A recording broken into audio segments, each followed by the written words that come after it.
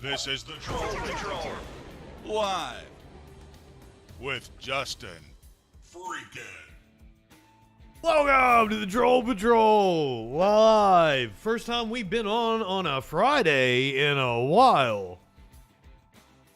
It is debate night tonight. Governor Greg Abbott, the Republican incumbent in Texas, debates Democratic challenger Echo. I'm echoing? Are you serious? There shouldn't be an echo. What? No, everything should be good. What are you talking about? Echo. Like, is it really bad?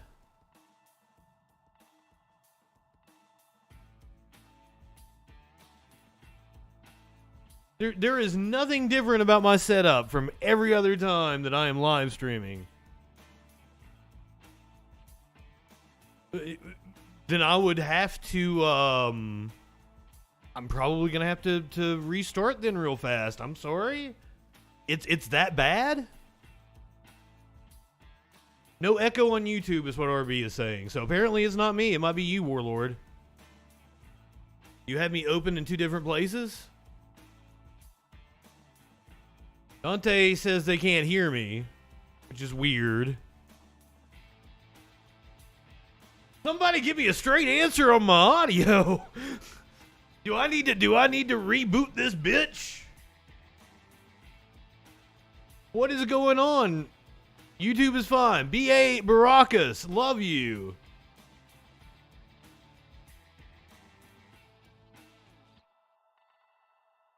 When I was coming on, my headphones were staticky, and I'm like, what? And I jiggled the wire, and it made it worse. But anyway, I'm trying to run this down. We're here for the Abbott O'Rourke debate in Texas tonight. Beto O'Rourke is the Democratic challenger. Greg Abbott is the Republican incumbent. That is going to happen here in about 5 minutes. Those of you watching on Twitch, usually I hit my commercial breaks on Twitch during the countdown, so you don't have to deal with them until an hour into the show. Because I came on a little early to be able to get to the debate, I'm going to hit the ads for anyone who is not a subscriber. I'm going to hit the ads for you, but you're going to get the debate in full without ads because I'm going to hit the ad break here in just like a minute. Those of you who don't get ads, we're going to run down the upcoming debates that we're going to be broadcasting live here on the Troll Patrol. So, I have, and this is not my complete list. I will continue to update this as races come across that I really want to see the debate for and that there might be interest in. Unfortunately, Rand Paul has declined to debate Charles Booker, and so far, Senator John Kennedy has waffled on whether he would debate Gary Chambers. But here is not a complete list of all of the debates that we will be covering, but a somewhat complete list of the debates we will be covering. Let me try to go in order here. It looks like the first debate will be on October 6th.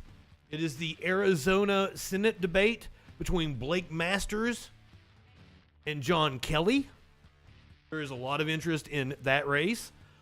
The next day on October 7th, we're going to get Ron Johnson in Wisconsin, the Republican incumbent, debating the Democratic challenger Mandela Barnes.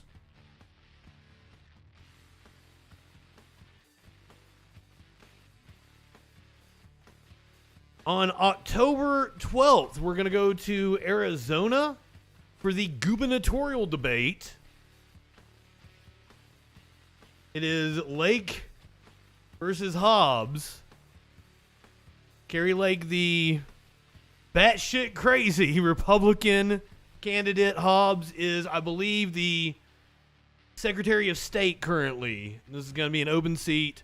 The debate is on October 12th. On October 13th, we get a second debate between Ron Johnson and Mandela Barnes in Wisconsin. On October 14th, Herschel Walker, Raphael Warnock in Georgia. Very excited for that one. Also in Georgia on October 17th, Stacey Abrams versus Brian Kemp. On October 18th, in the Florida Senate race, we're going to get Val Demings, the Democratic challenger, debating Marco Rubio, the Republican incumbent. On October 20th, in Nevada, Cortez Masto, the Democrat incumbent.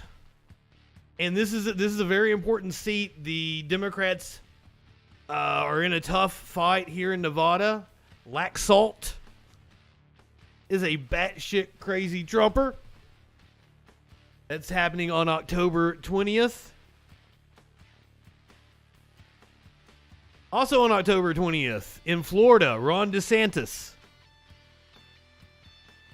the governor's race, facing off against Charlie Crist. On October 25th, Warlord, this is the one you want to mark your calendar for. In the Pennsylvania Senate race, Dr. Oz, the Republican nominee, will face off against the Democratic nominee, Mr. John Fetterman, for an open Senate seat. And then we get one more Abrams-Kemp debate on October 30th. And I'm going to keep up with other races that we may want to pay attention to all through the month of October. Let's close this down and let's get over to Hill. Shows that the pre-show. What's the station we're are the top KXAN? What do you make about what will really be the focus of this debate tonight? Well, I don't know what city they're out of in Texas. Issues, but I think O'Rourke would be foolish. That is the live stream we're watching. Grid failing, because that's something that crosses party lines. That's something that can attract independents to him. You know, that he can point to Abbott as failing on. So even though that's not one of the issues that was brought up, I don't know in that poll whether that was offered to people or whether they wrote in issues. But I think the electric grid is important for him to bring up. All right. Well, Dr. Gina Masulo, thank you for taking the time tonight and sticking around with us for this conversation. And I know you'll be watching the debate closely tonight. Somebody commented when we were talking about my audio issues that they couldn't hear me after I asked about the echo. That's hilarious. I just got that. I didn't fuck his audio up, I don't think. I think that's on their end. Yeah, they cut his mic. If I had to guess, the production booth cut the wrong mic.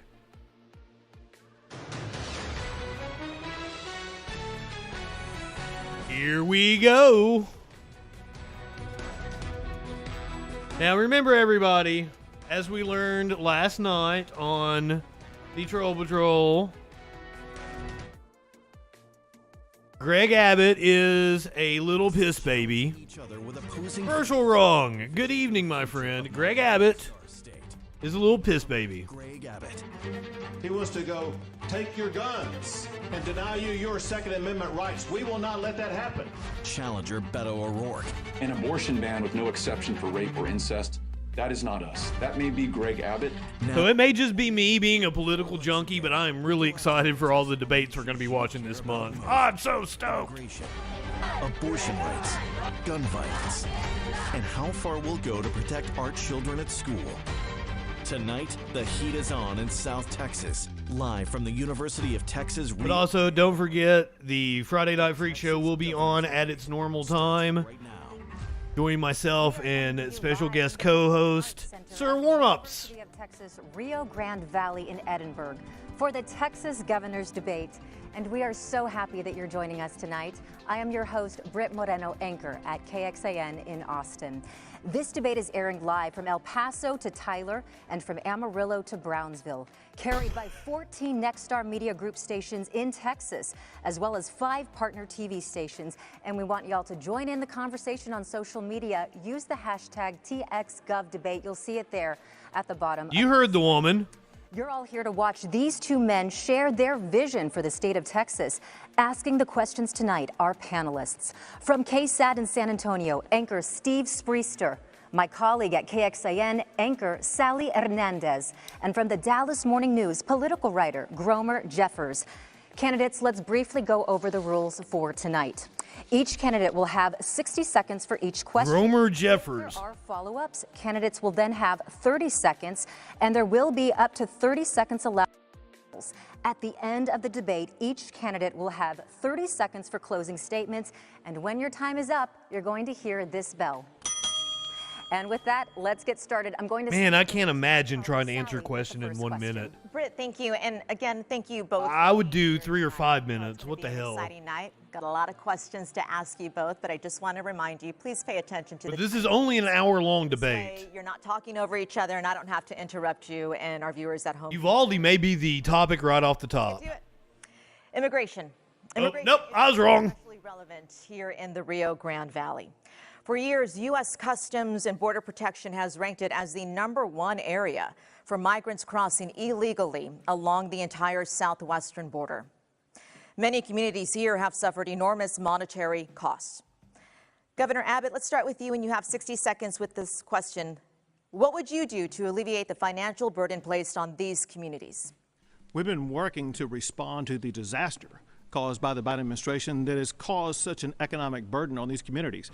Farms and ranches are run over, communities are disrupted, homes that are invaded.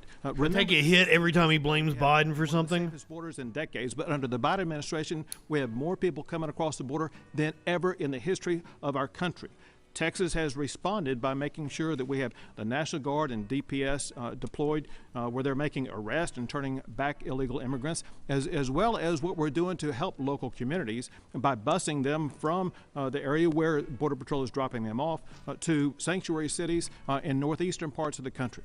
But what we're doing is making sure that we are keeping our community safe, and this is completely different than the way things would be under Beto, because he said months ago, there is no problem on the border. He said that he would reduce immigration enforcement. He even said that 95% of people come across the border illegally, he would allow to stay. Okay, Mr. O'Rourke, I want to give you a chance to respond. And let me just repeat the question first for our viewers and for you.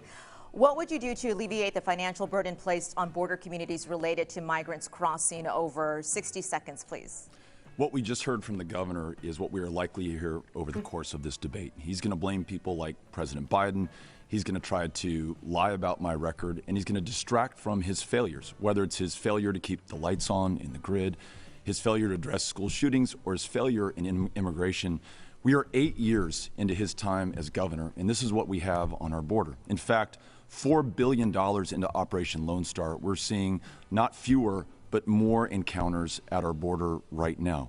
What we need is a safe, legal, orderly path for anyone who wants to come here to work, to join family, or to seek asylum. If you come to this country, we expect you to follow the law. But on our side, we're going to make sure that our laws reflect our values and our interests. And I'm going to work with local leaders, Republicans and Democrats alike, to make sure that we have a Texas-based guest worker program to alleviate shortages that we have in our state for labor demands and reduce inflation and address supply chain issues as well. Thank you, Governor Abbott. You just I appreciate that, Mansour. I have a follow-up question about that. I'm going to try to lay out. I've heard the comments on YouTube. Has been directed to the Operation Lone Star Border Security Initiative. The program has seen its funding increase as recently as this past July. So the question, Governor, and 30 seconds if you can to answer this, should more money be allocated towards Operation Lone Star? And if so, Governor, how much? Well, candidly, we shouldn't have to allocate any money for it, because this is all because of Joe Biden's failure to do the president's job to secure the border. We're only having to do that because of Joe Biden's failure and because it would be the same pathway that Beto would take us down. Speaking of which, he talked about this guest worker program. He could have done that had he won the race for the Senate or won the race for president. That's not a job for governor. The job of governor is have to deal with the chaos caused by the Biden administration and its open border policies that Beto would replicate. Just What we have let is me give you- chaos thanks to Governor Abbott right now. Okay, let me give you 15 seconds to answer the question for me. How much money should be going toward Operation Lone Star? And I'm telling you, $0 should be going to Operation Lone Star, and that's what it would be if we had a president who was enforcing the immigration laws of the United States of America. Mr. O'Rourke, I want to go over to you. 30 seconds for this question. It's the same one. Should more money be allocated towards Operation Lone Star? No, it's clearly failed. The numbers are in. We're seeing not fewer but more engagements at our border. When the governor spent $4 billion of our tax dollars on what has turned out to be political theater for his political career. Yeah, for those of you who don't realize, it's the stunt that he pulled where he's pulling over all the trucks and shit. Now they get a bus ride to Chicago or Washington, D.C. or New York. We don't need any more stunts. We need solutions. We need those coming here to follow our laws. We need to make sure our laws follow our values. Hey, I had to look up what they were talking about. Governor. Sure. So these are efforts to protect our state. There is a record amount of fentanyl coming across the border. This deadly.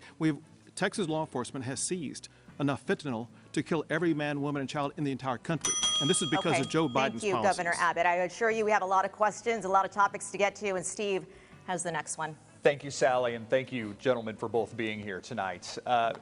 Mr. O'Rourke, I want to continue with the immigration topic now. You've criticized the deployment of National Guard troops to the border. Here's a clip of you speaking at a March rally in College Station. There are Guard members from Texas A&M who are on the border right now in Zapata and Webb and Hidalgo counties to go be part of a solution in search of a problem.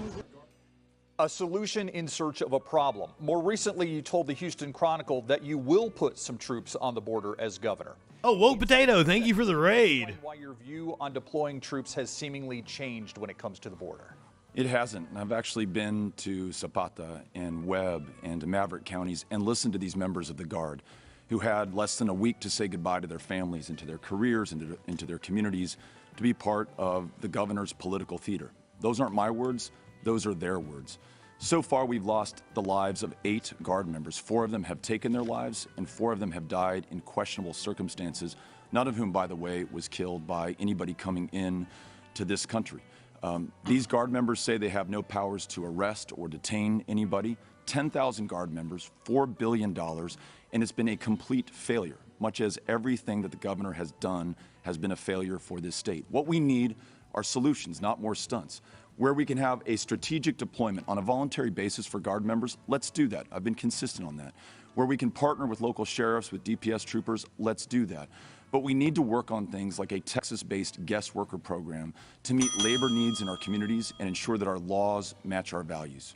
For all you Twitch people, I'm trying to lay out more because the YouTube people get really pissed when I talk over like this. Advocates and Democratic elected officials have expressed concerns about the treatment of migrants being bused from Texas to other states and cities. Here's New York Mayor Eric Adams talking about that just last week. And when we reached out to Governor Abbott and stated, can we coordinate?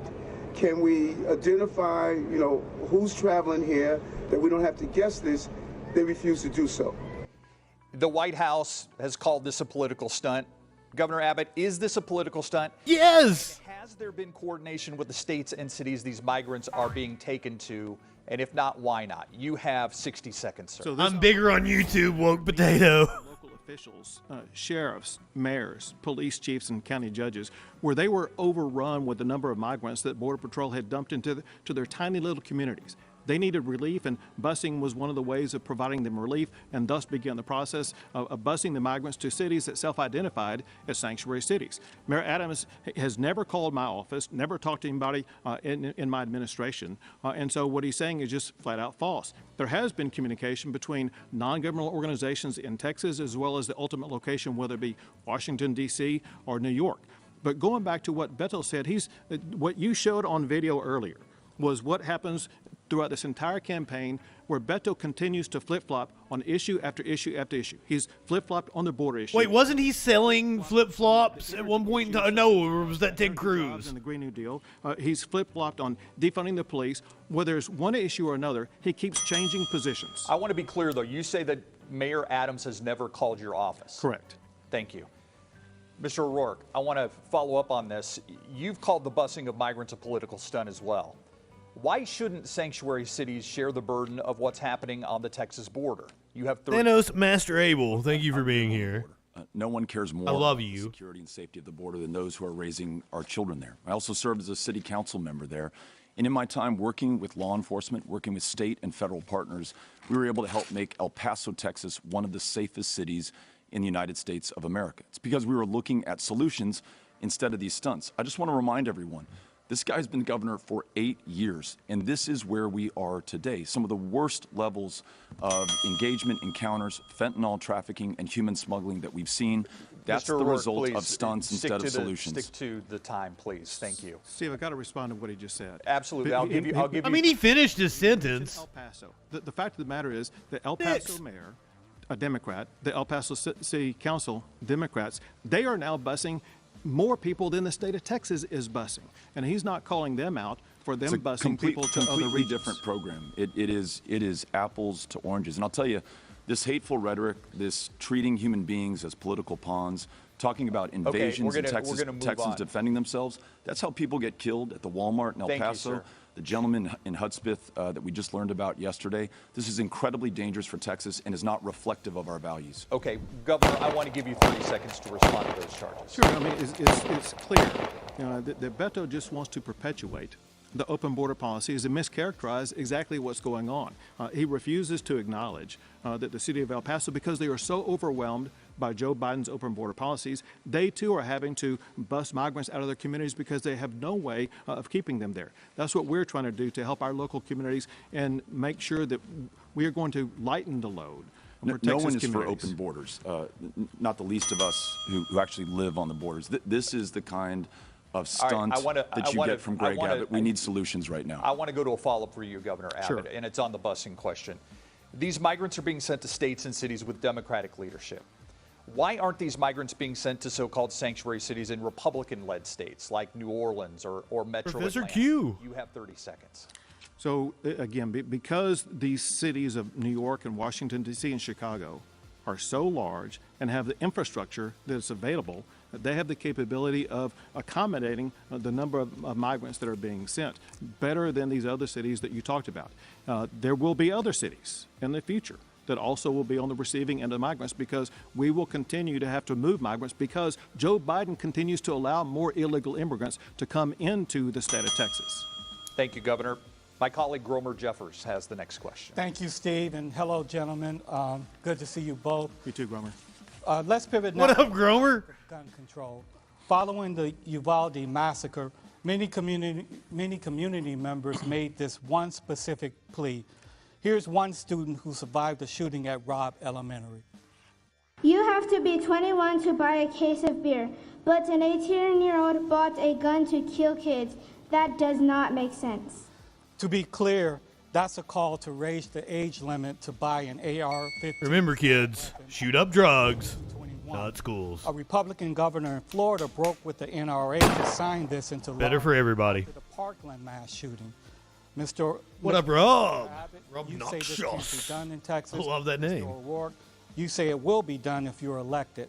Can you please explain your positions? Let's start with you, Governor Abbott. You have 60 seconds. First, there's the question is Uvalde. A little girl like that should ever have to say anything like that. There's a reason why these parents are angry, and they're rightfully angry. And I can feel their pain. No parent should lose a child. And we want to do everything we can to make sure that does not happen. We want to end school shootings, but we cannot do that by making false promises. It's a false promise to suggest that we can pass a law that will be upheld by the Constitution to raise the age, and here's why. The most recent Federal Court of Appeals decision on this particular issue said that it was unconstitutional for a state to raise the age from 18 to 21 for a person to buy an AR-15. So any attempt to try to raise the age is going to be met with it being overturned. So we need to get to the bottom of what is really ailing our communities, and that is the mental health that is leading people to engage in school shootings. And Texas is already addressing that. Yeah, just a quick follow-up. Once again, I hate when they scapegoat mental health. You're a former attorney general. For those of you that may just be joining us, this is the Texas gubernatorial debate between Democratic challenger Beto O'Rourke and Republican incumbent Greg Abbott.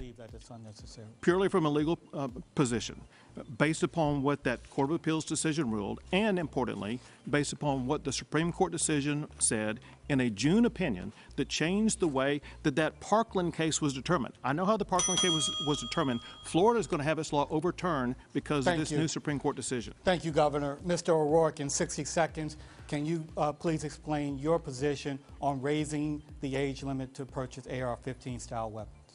First of all, I'm going to follow the lead of those families from Uvalde. That's who I'm doing this for.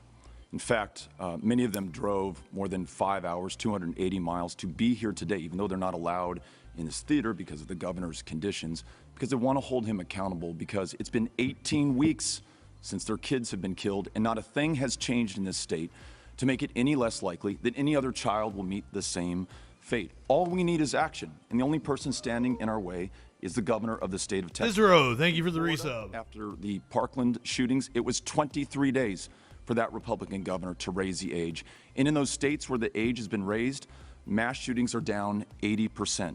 So yes, we can raise the age to 21. And as governor, I'll bring Republicans and Democrats around the table to do that. After all of these mass shootings, this governor has done nothing except make it easier for people who should not have a firearm to carry them publicly. And this is what we get as a result. We need change. Governor Abbott, the last time you ran for governor, we asked you about red flag laws. And those are laws which could stop an individual with potential intention to harm others from purchasing a gun.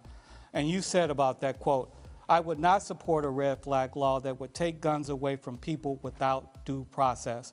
Now, a lot has happened in those 4 years. Are you open to implementing red flag laws today? You have 30 seconds. Well, let me tell you what I support and I don't support. What I support is making it a felony for someone to lie on a background check. I signed that into law last year. I approve of expanding background checks to include juvenile records. Also approve of making it a crime for criminal gangs to buy or to possess a gun. But I'm still against red flag laws for the reason that it would deny a lawful Texas gun owner their constitutional right to due process. Thank you, Governor. Mr. O'Rourke, you have been criticized at times for your positions on gun control, including this comment you made in 2019 while running for president. Hell yes, we're going to take your AR-15, your AK-47. We're not going to allow it to be used against our fellow Americans anymore. But in February, you told reporters in Tyler that you were, quote, "not interested in taking anything away from anyone." So which is it, Mr. O'Rourke? Are you for confiscating AR-15 style weapons or not? You have 30 seconds. After losing 23 of my neighbors to somebody armed with a weapon of war, after talking to these families who could only identify their children in Uvalde by the shoes that they were wearing, it's clear to me that the only place that an AR-15 or an AK-47 makes sense is on a battlefield. But as governor of the state of Texas, I need to be focused on what we can get done. Raising the minimum age of purchase to 21, we can get that done. A red flag law, we'll get that done. Universal background checks, we will get that done. We'll make progress and take action where this governor has failed. Thank you, Mr. O'Rourke. So just to be clear, yes or no, are you for confiscating AR-15 style weapons? I'm for making sure that we make progress. Those families that I was just with from Uvalde want us to take action. This is the common ground. I've listened to Republicans and Democrats alike on this. We can agree on this much. Raise the age to 21. Okay. Red flag law and a universal background check. Thank you, Mr. O'Rourke. Steve has the next question. Thank you, Gromer. I'm trying to figure out why it's an empty. Why did he make that demand? Was it so that the Uvalde parents couldn't fucking shout him down? Its effects, though, go far beyond Uvalde. Mr. O'Rourke, I want you to speak to parents of victims and really all parents statewide worried about their children's safety at school. What would you do if elected to prevent this from happening again? You have 60 seconds. Just like you, I'm a parent. With Amy, we're raising Ulysses and Molly and Henry in El Paso, and we are well aware that it's been 18 weeks, and this governor has not lifted a finger to make it any less likely that any of our kids will meet that same fate. We need change. The governor just talked about mental health care. We are dead last in the nation when it comes to mental health care access, and he took $211 million from the mental health care budget of the state of Texas. He'll talk about police funding. He failed to fund the police radios in Uvalde, even when that police department asked for them. And you know what? Those radios failed on that day. I want every parent out there to know that the lives of your children are more important to me than the NRA or any special interest or any other political consideration. I will prioritize them ahead of everything else, and we will take action and we will make progress. We'll bring Republicans, Democrats, independents alike together, and we'll get the job done where this governor has failed to do so. Governor Abbott, to you now. The families of the victims, the Uvalde School District, the Uvalde County Commissioners, the Uvalde City Council, all asked for you to call a special session in the wake of the tragedy. Governor Greg Abbott is a little pissed, baby. Other issues in the past. Can you explain why you didn't call a special session? You have 60 seconds. I will, but I must first respond to what we have to respond to every single day. Beto's was it a question in your mind, Tones? False information. He said two things that are completely false. He said that we're last in mental health care. The fact of the matter is, Texas... Could Abbott still win you over? Because of funding that I provided. Texas has provided more than $25 billion for mental health care in the last 3 sessions. He also said that we did not fund police radios in Uvalde. Completely false. We provided $1.6 million for Uvalde alone for their police radio systems since I've been governor. So Beto continues to provide false information. What I want to make sure that the leaders in Uvalde know is, as we've shown, we don't need to call a special session in order to take action. For 6 consecutive days after the shooting took place, I issued directives to make schools safer and respond to the emergency in Uvalde. And then I remain engaged with the mayor, with the local leaders. It could have been worse. That's what you told those families. That's what you told that community, and you have done nothing to help them. Mr. O'Rourke, Mr. Governor, we're not done with this topic yet, so you will have your say. But Governor, I want to follow up with you. There's a regular session coming up in January. Will you make school safety an emergency item for lawmakers when they meet? You have 15 seconds. Absolutely. Just like I did in past sessions. This is going to be an emergency item.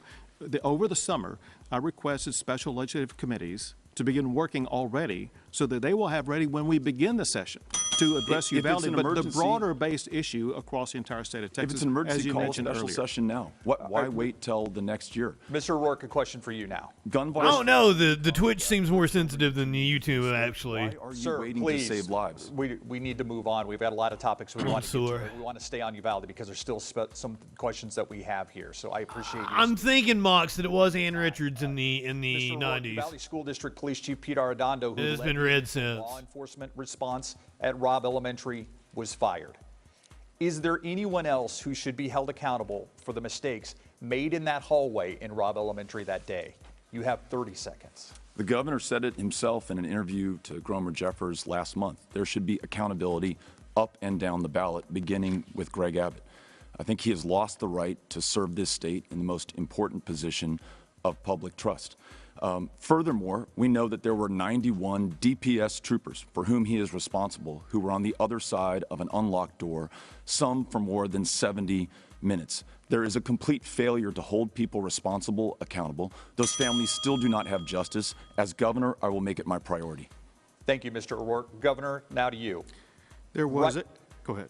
I'll give you 15 seconds if you want to respond to what he said. Well, I was going to answer the question. I thought you were going to ask me. But I've got another question for you. Yeah, right after the shooting, you said this. He seems frustrated. But the reality is, as horrible as what happened, it could have been worse. It could have been worse. You heard Mr. O'Rourke bring it up. You later said you were misled about what happened inside Robb Elementary. If my memory serves me right, that was the day after. So we were just moments after what had happened. Who misled you, and will they be held accountable? You have 30 seconds. Everyone in that briefing room that provided me the information about what law enforcement did, what that comment was based upon was information by law enforcement about all the children in all the other classrooms that they evacuated during the time when the shooter was on the campus. What they did not tell me at the time, however, was that there were dozens, if not more, of other law enforcement that were hanging around in the hallway for over an hour without engaging in the Columbine protocol and going in and immediately removing that shooter, which is what they were supposed to do. And because they failed to do that, there does need to be accountability, not just for Pete Arredondo, but also for local law enforcement, DPS officers are under giving Abbott the benefit of a doubt, I believe that the cops didn't tell him the truth. For not following the Columbine protocol. You will be sure to hold DPS troopers accountable. Yes, as governor. in a word, yes. But second, there are at least 7 who are under investigation as we speak right now, 2 of whom are on suspension as we speak right now. And so I expect DPS officers and law enforcement across the state to follow the Columbine protocol. Governor, the buck stops on your desk. You blame everyone else. You blame Joe Biden for other issues. We need to move on. You blame people for Do I have to take a hit for that? The cops lie? No, really. And I think you're both going to want to talk about this next topic. It's the topic of abortion. A recent Next Star, Emerson College, and the Hill poll shows more than... Horrible segue. Horrible segue. You're both going to want to talk about abortion. Overturning of Roe versus Wade. You both are very outspoken on this issue, but what I want to do tonight is really drill down on specifics. Governor Abbott, you recently sat down with my friend Gromer over here, and you talked about what women can do if they are victims of rape or incest. And here's a clip of that interview. Those victims can access health care immediately, as well as to report it. Both of those have very meaningful consequences. By accessing health care immediately, they can get the Plan B pill that can prevent a pregnancy from occurring in the first place. Some healthcare advocates say emergency contraception like Plan B is often unavailable, or it's too costly for women to afford. And trauma could prevent them from taking emergency contraception in the time frame that it's effective. So, Governor, we're going to start with you. With these concerns that I just laid out, is emergency contraception a viable alternative to abortion for victims of rape and incest? And you have 60 seconds, sir. Sure. So to directly answer the topics that you raised, on the availability of it, it's incumbent upon the state of Texas to make sure that it is readily available.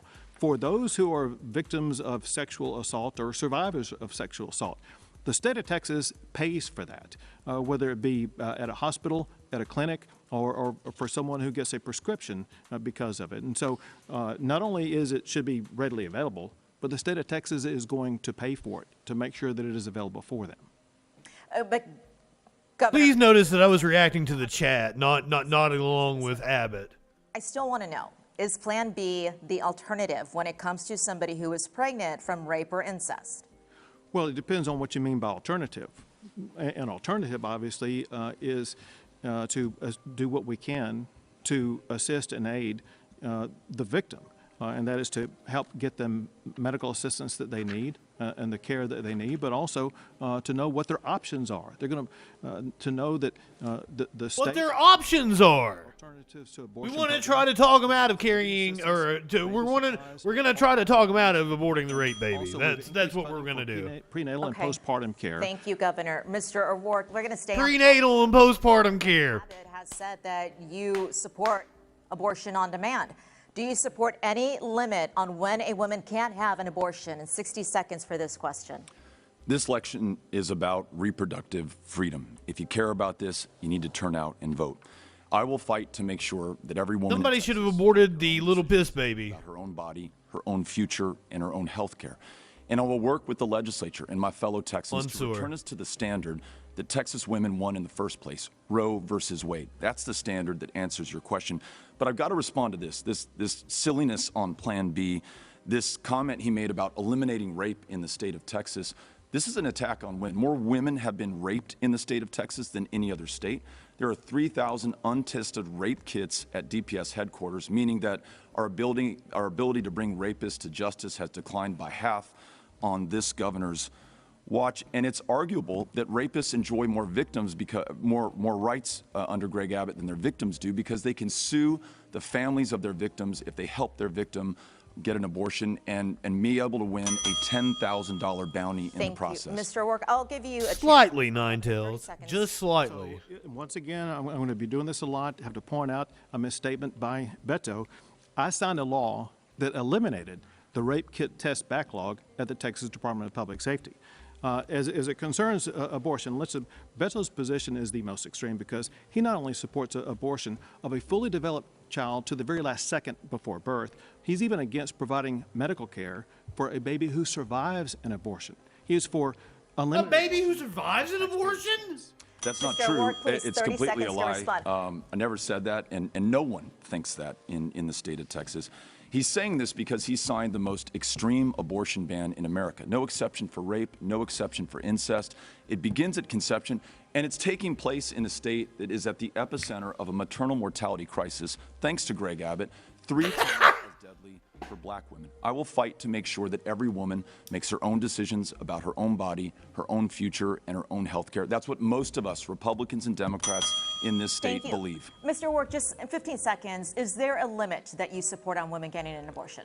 That limit was decided in 1973 through a victory that Jane Roe and Linda Coffey and Sarah Weddington won before an all-male United States Supreme Court. I want us to return to that. It was the law of the land for nearly 50 years until we had the most extreme abortion ban in the country. I mean, Sky Comment, I'm trying to lay out for the YouTubers. They complain that I talk too much. Mr. O'Rourke, you have So it's not so much that I'm not seeing your messages, that like you're making good points and I agree with you, and like I just can't actually get in depth here's a chance for on you to that. set the record straight. Do you support But I love you very much. police? You have 60 seconds. Of course I don't, and no one does. Defund the police. Look at my record. I think that's the best thing to look at, and then we'll look at the governors. On the El Paso City Council, I raised police salaries 12% in the 6 years that I served there. In Congress, I funded $11 billion to local and state law enforcement across Tomzoolery, including in Texas. I want to fund law enforcement, fund training so that everyone is treated equally under the law, and I want there to be accountability for when those officers abuse the public trust. But let's look at what Greg Abbott's done. When police and law enforcement begged him not to sign permitless carry, because it allows anyone to carry a gun in public without a background check, he turned his back on them, did it anyhow. Homicides have gone up 50%, and we now have gun violence as a leading cause of death for children and teenagers in this state. When the Uvalde Police Department asked for funding, he turned his back on them. He is not doing what keeps us safe. That's why you see the level of rape, violent crime, and homicide up. Rape is up in Texas right now. We did that story earlier in the week on the Troll Patrol. To answer this, after the summer of 2020, did you voice support for cities that cut their police budgets? Minneapolis comes to mind. Did you support those efforts? Very few. Supported and what I continue to support Minneapolis comes to mind. I don't even think they went through with it. That includes training to ensure that we're treating everyone equally under the law, and we definitely need accountability and justice. If someone abuses the power of life and death over our fellow citizens without accountability, we lose the ability to keep our communities safe. Thank you, Mr. O'Rourke. Governor Abbott, you have spoken about the growing crime in Texas in your commercials and on the campaign trail. Little Piss Baby has spoken. In 7 years. So why is crime up? Don't you bear some of the responsibility for it? So I'll fully answer that question. Let me first. Fantastic question. Seconds, by the way, let me reply, and that is, once again, Beto misleads by saying that we denied Uvalde Police Department any money. We've answered every call they've ever made to make sure they have whatever funding they need. And Beto clearly said that in response to Minneapolis, that he supports their idea of defunding and dismantling police. And I got to add this. He didn't say a word to criticize the city of Austin that defunded their police by more than $100 million. The law I passed. What fraction of the budget was that? Any city from defunding the police, because in Texas, we support our law enforcement officers, period. The reason why there's been a rise in crime in some areas, Gromer, is because of another issue we're working on. And that's what's happening in Harris County and some other counties, where in Harris County, they have these easy bail policies that Beto supports, which is cashless bail, that is letting dangerous criminals, such as people recently convicted of murder last year, back out on the the streets now who killed a police officer recently in Houston, Texas. Governor, take 15 seconds to answer this again. You've been governor for 7 years. I mean, sounds pretty base to me. Is there any responsibility for that? So let me again explain what happened. In Austin, after they defunded the police, the year after that, they had the highest number of murders ever.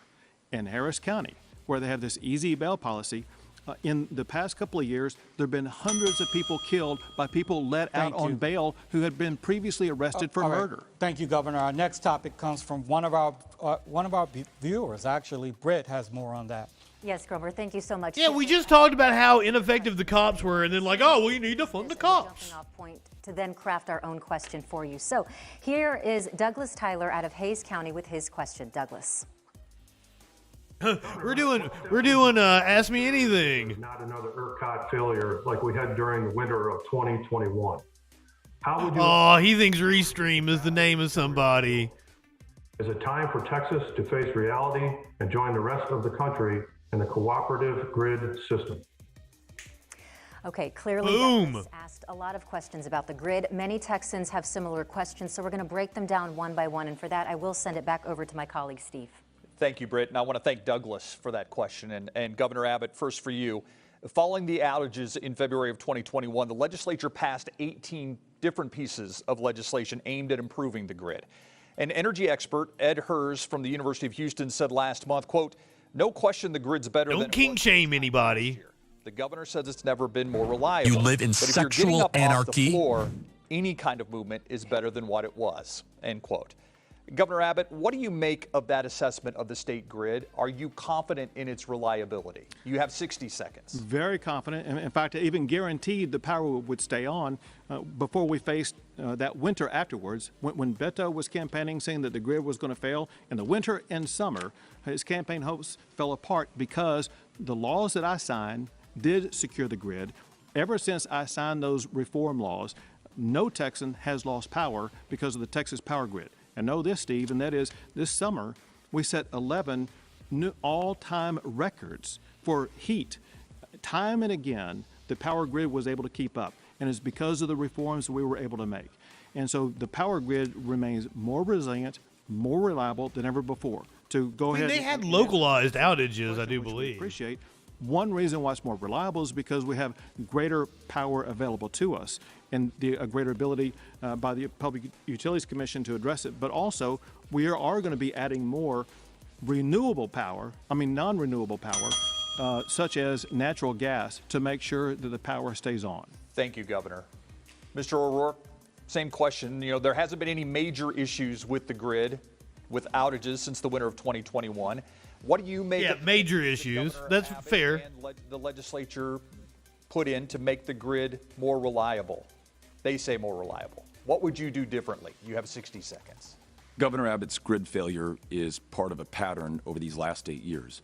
Warned about, for example, school violence and gun violence specifically against children, does nothing. Warned about problems within Child Protective Services, our foster care program, does nothing, and it gets worse. Warned before February 2021 that we That's what I thought, Cicero, but I mean, Abbott made it sound like everything was hunky-dory. Electricity pegged at its highest allowable rate. Gas started trading at 200 times what it had sold for the day before. Now we are all paying $45 more on average in our monthly utility bills. It's the Abbott tax that all of us pay. 700 of our fellow Texans lost their lives because of his incompetence and his inability to do what was necessary before February of 2021. And the kicker is the grid is still not fixed. Just ask Toyota.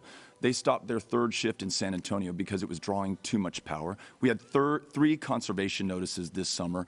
We are not ready for this next winter. We need a governor who's going to do the right thing. Thank you, Mr. O'Rourke. Governor, I'll give you 30 seconds. Sure. All Beto does is fearmonger on this issue, when in reality, the grid is more resilient and reliable than it's ever been. I do want to respond to the price because, importantly, Texans need to know this, and that is, after Uri, after the reforms that we passed, Texas has one of the lowest electricity prices in the country, far below the national average, and less than half of what the electricity price is in California.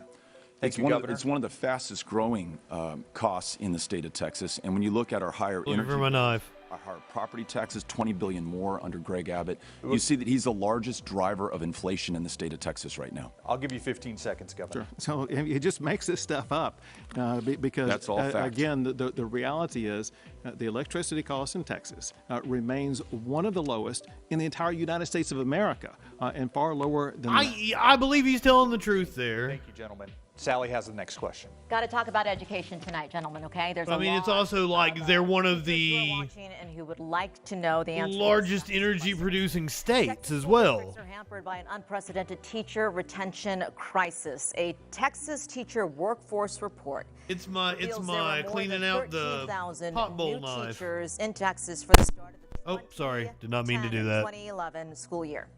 Okay, look at that number. Flash forward to the 2019-2020 school year. Less than half of those teachers remained. Former teachers cited everything from pay to burnout to safety as problems.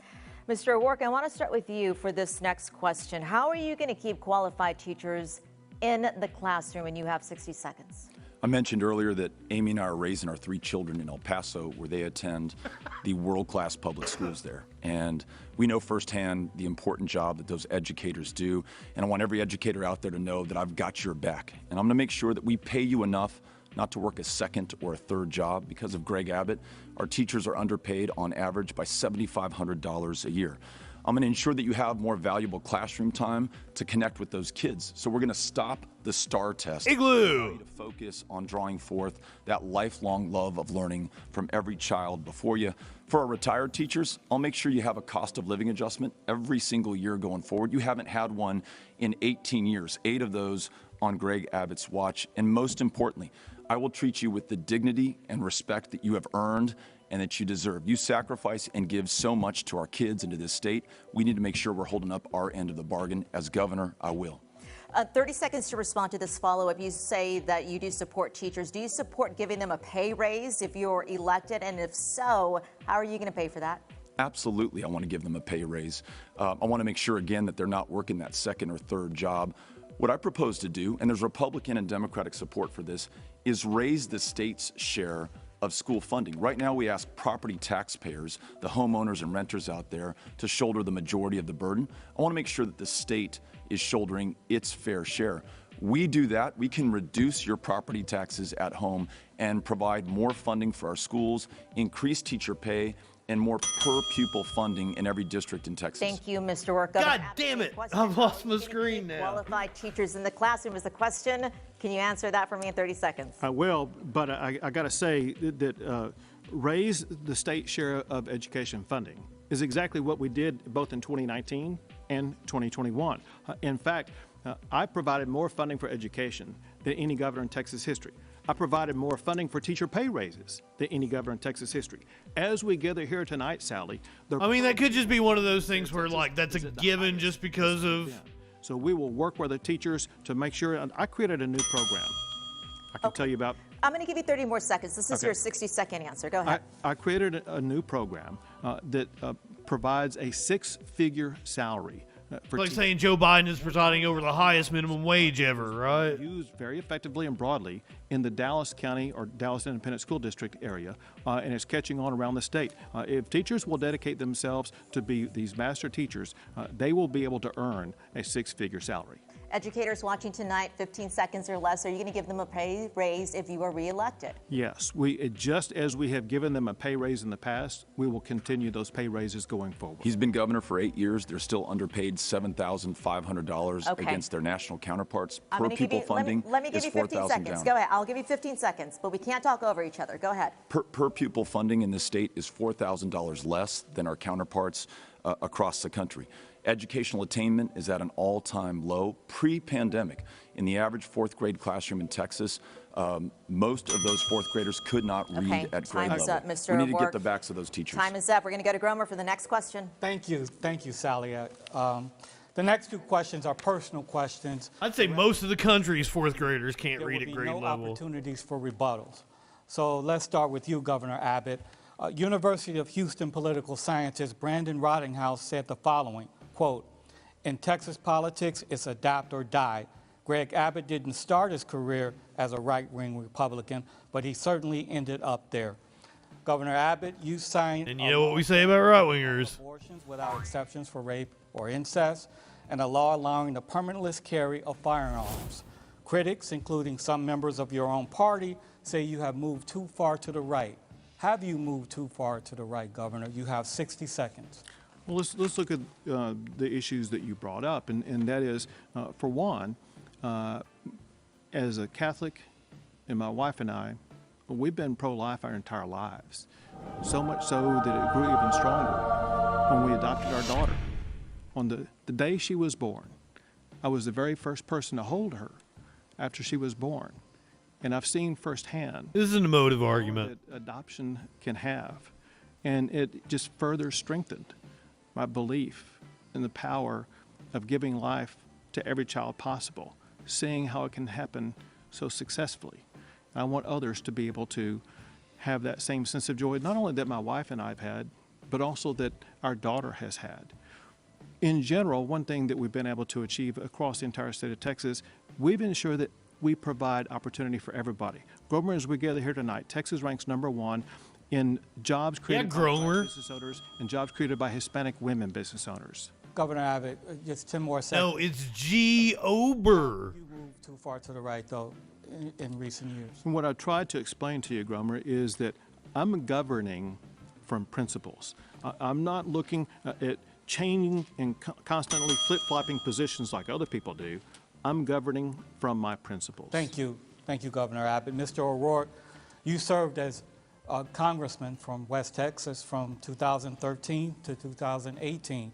Since then, you had a close but unsuccessful run for Senate against Ted Cruz in 2018. 2 years later, in 2020, you had an unsuccessful run for president. Now you're running for governor. Why have you run for so many different offices? Adoption is not something to rely on when there is already like 140,000 kids.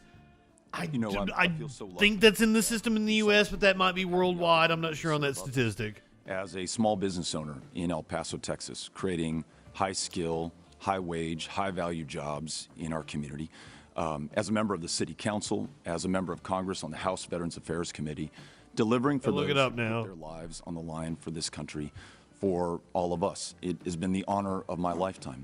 And now to run, to be able to overcome these failures that we see in Texas right now, whether it's a grid that doesn't work, teachers who are leaving the profession by the thousands.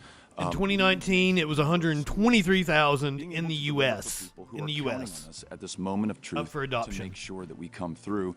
And it's not just me, and it's not just my political party. There are hundreds of thousands of people across the state of Texas who want change and are working for it. And it's my honor to be able to lead this campaign and to serve as the next governor of this state to make sure that we deliver for them. Ida, we're coming to the end, about 10 more minutes. Let's go back to Britt now for another topic inspired by a viewer question. That's kind of why it's like boom, boom, boom. Tonight, candidates, and we did use this to then craft our own question as a heads up. So first, that initial question from a Nexstar News Nation viewer. It's from Missy Pena out of New Braunfels. Here's Missy. What are your plans to help get mortgage rates under control and make sure that housing stays affordable for everyone to avoid the issues we had in 08, 09, where everyone was losing their homes to foreclosure? Now we have our own question that includes things on property taxes, and for that, I will send it over to Steve. Thank you, Britt, and thank you, Missy, for that great question. You know, property taxes make up a hefty amount of most people's mortgages in the state of Texas. Mr. O'Rourke, I want to ask you this question first. The governor's proposed using half of the $27 billion budget surplus to provide what he says is the largest property tax cut in state history. That does not relieve the long-term property tax burden that many Texas residents feel. How would you provide long-term property tax relief? You have 60 seconds. You know, about the governor's proposal, you have to ask yourself where this guy's been for the last 8 years. People across this state are hurting. The average Texan now is paying more in taxes than the average Californian. When you combine that with that is true. Grid that has sent our energy bills through the roof and the cost of housing, he's the single greatest driver of inflation in the state of Texas. This is how we can turn it around. One, let's expand Medicaid. We'll go from a state that's the least insured to one where everyone can see a doctor or be able to fill a prescription It will also reduce our property taxes because right now you are on the hook for uncompensated indigent care. 2, let's up the share of state spending for public ed. I talked about it earlier. The state spends 40%, local property taxpayers 60%. Under my leadership, we'll get that to 50-50, reduce the pressure on local property taxpayers. And 3rd, let's make sure that there's property tax. How about none on property tax? Are not paying their fair share. That means all of us pay more. Thank you, sir. Governor Abbott, I don't want schools tied to property tax because you end up with wealthy schools with a lot of resources and poor schools with not a lot of resources. Election and to Texans at home, just like Missy. And know this, there's only one person on this stage tonight who's ever raised property taxes, and that is Beto. Beto raised property taxes 3 times when he was on the city council in El Paso. I will never raise property taxes. And one thing he knows also, and that is the state of Texas does not levy a property tax. That's only done at the local level. And so what the state of Texas has done, and we will continue to do, is to drive down the ability of the local governments from being able to raise taxes. And I'm the only one with a bold vision for actually cutting property taxes, as you pointed out.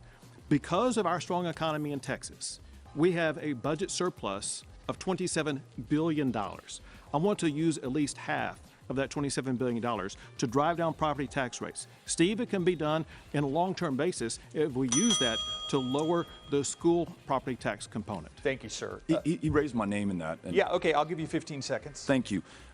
Like many local leaders, we have to deal with unfunded mandates sent down by Greg Abbott. That's our mental health care system, where the county jails are the largest provider of mental health care services, our schools. As governor, I'll make sure that we expand Medicaid so we reduce that demand and up the share of state spending. That's how we get this done. I want to move on. Oh my God, welcome. We've got a lot of things we want to try to get to in this short hour. Mr. O'Rourke, you say you would take the burden off property tax owners by creating other revenue streams, most notably legalizing marijuana, expanding Medicaid, and closing loopholes enjoyed by commercial property owners. But how will you get those proposals through a Republican-controlled legislature? 30 seconds. Republicans and Democrats alike across this state want to make sure that we reduce property taxes. I think we all have a vested interest in that outcome. They also agree on common sense bipartisan solutions. Expanding Medicaid, all that means is getting $10 billion back of our federal income taxes to this state to reduce our property taxes. Why Greg Abbott has not done it when every border state has is beyond me. Making sure that we legalize marijuana so we no longer spend $500 million locking people up and forgo another $500 million in revenue, again, makes no sense. Thank you, Let's sir. legalize marijuana and get this we done. need to move on because I want to make sure that we give the governor a chance to answer my next question. Your campaign team has said since taking office, property taxes have been reduced by $18 billion. Yet those reductions have not kept pace with rising property values that increase the taxes homeowners pay. How do you solve this problem without introducing additional revenue streams? You have 30 seconds. Sure. So one way that we have reduced property taxes is through those homestead exemptions. Another way that we've done it is by buying down the property tax rate at the school district level. And what I propose to do with this $13.5 billion Goddamn right it is to drive down those property tax rates even further. My goal is to eliminate the school property tax that's imposed in the state of Texas so that people can genuinely own their own home without being taxed out of it. Mr. O'Rourke, I want to give you 15 seconds. He's had 8 years to get this done. If it's such a good idea, why are we talking about another 4 years to accomplish that? I will reduce your property taxes as governor. You little piss boy. By $20 billion, 40% increase since he first took office. You want more property taxes, vote for Greg Abbott. Governor, I'm going to give you 15 seconds. So anybody who knows anything knows the state does not raise property taxes. The only reason why it would have gone up is because of valuations. That would mean that I get credit for the biggest enrichment that people have had. I will not take that. One thing we have to do to add on top of it, we need to reduce the appraisals. We've got to completely change the appraisal system. Thank you, sir. We're running out of time. Let's appraisals are the problem? Thank you, and thank you, gentlemen. You made it. That's all the time we have for questions tonight, and now it's time for your closing statement. So, Mr. O'Rourke, we'll start with you tonight. 30 seconds for your closing statement. Your time. 30 seconds. God damn. Look, I don't think that Greg Abbott wakes up wanting to see children shot in their schools or for the grid to fail, but it's clear that he's incapable or unwilling to make the changes necessary to prioritize the lives of our fellow Texans. That's why it's on all of us to make sure that we have change at the ballot box this November 8th. I'll keep your lights on. I'll make sure that I keep your kids safe. We'll reduce property taxes, and we'll prioritize the lives of each and every single Texan in this state. Mr. O'Rourke, thank you so much. Now, Governor Abbott, your 30 seconds starts now. Texas ranks #1 for the most new jobs added. Cat. Welcome. Thank you for being a freaking follower. Blue ribbon schools, #1 for Tier 1 research universities, and #1 in so many categories. I'm running for re-election to keep Texas #1, to cut your property taxes, to secure the border, to keep dangerous criminals behind bars, and to keep deadly fentanyl off our streets. Together, we will keep Texas #1. Governor Abbott, thank you so much. And that concludes our debate tonight. I want to thank what is Texas #1 for in? being here with us tonight and for participating. I also want to thank the University of Texas Rio Grande Valley for hosting us here in South Texas tonight. Up next, you will be able to watch the Texas governor's race post-debate speech. Now, you can watch this online. The media winch. Thank you for the resub. Thank you so much. Number of executions. Yes. To all of Texas, good night. OMG, indeed. So yeah, I don't know that we've had all that many Facebook comments here on this fine program. Brandy coming in with the fire.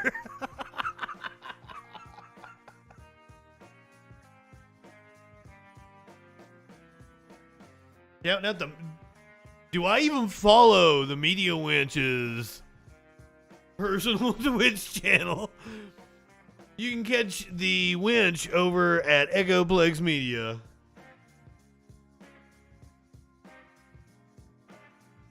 Hi. Jussie Smollett, thank you for being a freaking follower.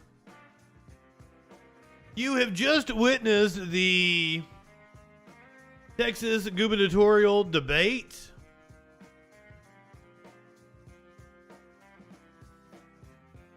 It was only 1 hour. This is the only debate that's going to happen between these two. It apparently happened in an empty auditorium because of Governor Greg Abbott not wanting to have the parents of the Uvalde victims in the audience. So right there from the start, I'm gonna say that is 2 marks against Abbott. But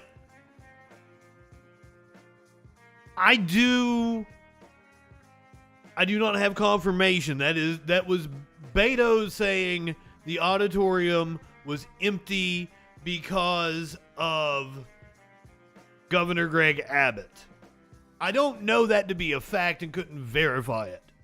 That tidbit came from Beto. However, I do know that Abbott made a shit ton of demands about the debate. I just couldn't find all of the demands that he made.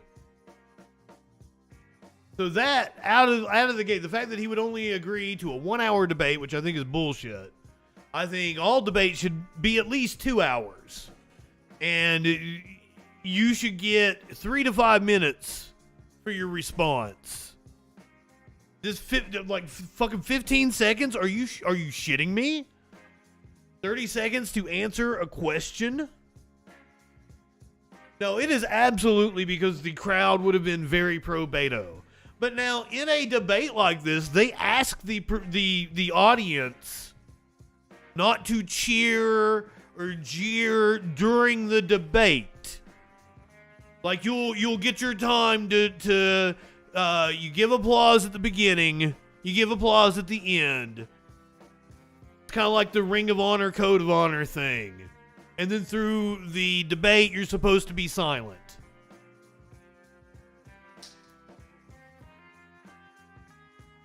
So automatically that he only agreed to one debate, that it had these kind of restrictions, we didn't really get to have a good conversation.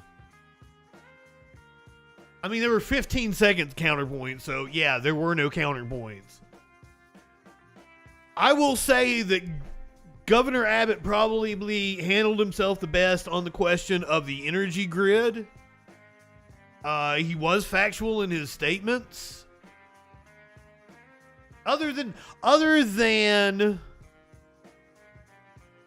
he made it sound like there had been no issues, but I was certain that there had been localized blackouts. So you want a little debate analysis? We'll hear more from Edinburgh and analysis from our teams all across the state. And this includes live coverage from Dallas, where we're following a focus group of voters. Did tonight's event sway any of them toward one candidate or the other? Yeah, plus we're live. So there's going to be more coverage of the debate than there was actually debate. Digging into the messages from the candidates and what that could mean for voters. Well, tonight's debate had several memorable moments. The first came soon after it started when we asked the candidates about the busing of migrants. O'Rourke called it a stunt and upheld his hometown. I think that Beto won all of the early topics. And then that led to this exchange. You could probably say toss up on energy or even give Abbott the win on that one, but Abbott didn't look good. The El Paso City Council Democrats. Any other time. Busing more people than property taxes, possibly. And he held his own on property taxes. Completely different program. It is apples to oranges. And I'll tell you, this hateful rhetoric, this treating human beings. Are they busing apples and oranges? Talking about invasions in Texas. I saw that comment and I died. I'd rather talk, to be honest with you. I've been constrained too long. For those of you who didn't catch it, I've had a lot of YouTube comments that I talk too much through live events that we're watching like this. So I was trying to lay out, I was trying not to talk over Beto and Abbott specifically. I mean, I get O'Rourke and Abbott specifically. I guess I shouldn't call him Beto. Did Abbott have a weird way of saying Beto, or is that just a Texas accent thing? It was I can't tell. It kind of struck me as odd the way he was saying Beto, but I don't know.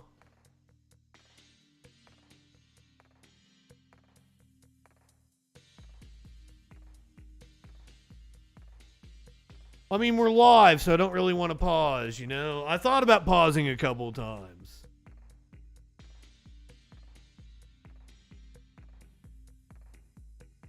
I do want to mention we are going to be doing the Friday Night Freak Show at 10 p.m. Eastern. Tonight's special guest co-host, Sir Warm-Ups. We're gonna talk about names, because here's the thing. I'm gonna try to get him to change his name from Sir Warm-Ups to Sir Wampus. I think he would do better on the Twitch as Sir Wampus. Now I'm not one to talk. I would probably do better on the Twitch as Justin Muffins as opposed to Justin Freakin.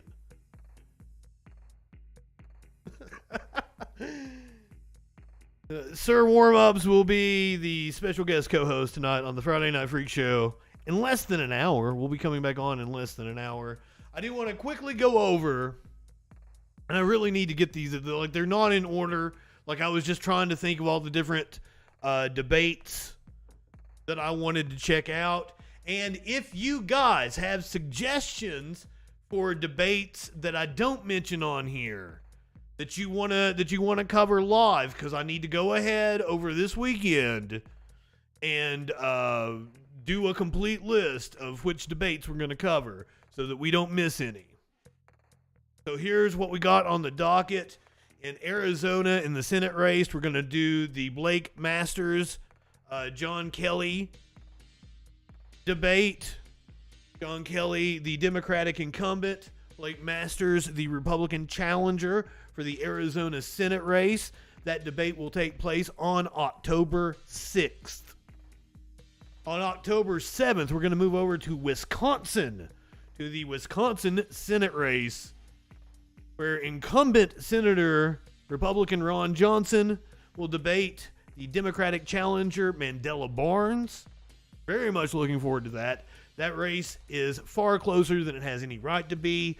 Recent polling seems to show that Johnson is back up a little. But in recent months, Barnes has been up. I am trying to go in order here, but it's a little hard. Going back to Arizona on October 12th, the Republican nominee for governor in Arizona, Kari Lake, who is batshit fucking crazy. I've got Hobbs written down, but I don't remember her first name. I believe she's the current Secretary of State in Arizona. That's apparently an open seat. I believe it's Ducey is the current governor there. I guess he is term limited out. That is October 12th. That is Kari Lake, who is batshit fucking crazy. Taking on Secretary Hobbs,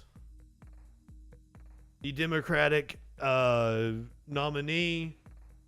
On October 13th, we get a second debate in Wisconsin between Ron Johnson, the Republican senator, and the Democratic challenger, Mandela Barnes, who just followed us. Wind Child 13, thank you for being a freaking follower. On October 14th, this one is highly anticipated. Democratic incumbent Senator Raphael Warnock will debate Republican challenger Herschel Walker, who is also batshit fucking crazy.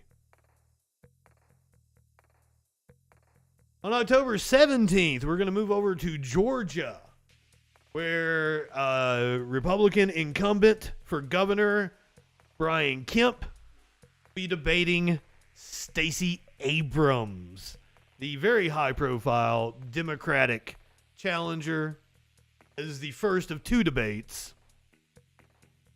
On October 18th, we will head to Florida, where Republican incumbent Marco Rubio will debate Val Demings, the Democratic nominee for Senate. That is October 18th. On October 20th, we have two different debates, but they are on two different sides of the country, so hopefully we get to watch both of them.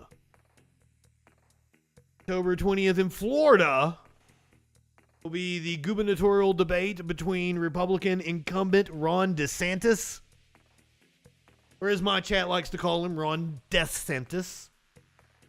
I'm down with that. We taking on Democratic nominee Charlie Crist, a former Republican and former governor of Florida.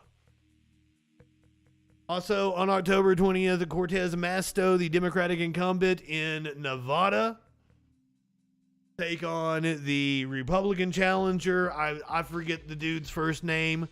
Laxalt. He is a hardcore Trumpy. Also, kind of batshit crazy. On October 25th, this is one that everybody is looking forward to. The Pennsylvania Senate race, we will be watching Republican nominee Dr. Oz debate the Democratic nominee John Fetterman. And the last one I have here on the list is the second debate in Georgia, the gubernatorial race, Stacey Abrams, the Democratic nominee, debating the Republican incumbent, Brian Kemp. Do you have any other debates that you would like to watch? Any races that you don't think I mentioned? Drop them in the chat. And I'm going to go ahead, hop off here, get ready for the Freak Show. I will see you guys here in less than an hour with my special guest co-host, Sir Warm-Ups. I can't do the go ahead, light one up, tip one back, because, you know, that's kind of like a, you know, good night for the evening. So I always leave you with my my stand-up bit that I do at the end. Don't do anything I wouldn't do. However, that doesn't limit your options very much at all. Oh, I gotta find you guys somebody to raid. Who are we raiding here real fast? But you come back to me for the 10 o'clock hour for the Friday Night Freak Show. Let's go. Let's go hang out with Squid. Looks like Squid is just coming on. So we'll hop in with Squid.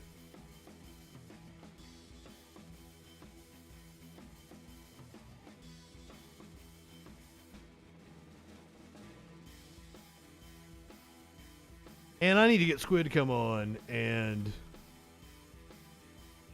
be a co-host on the Freak Show. So, see you guys momentarily.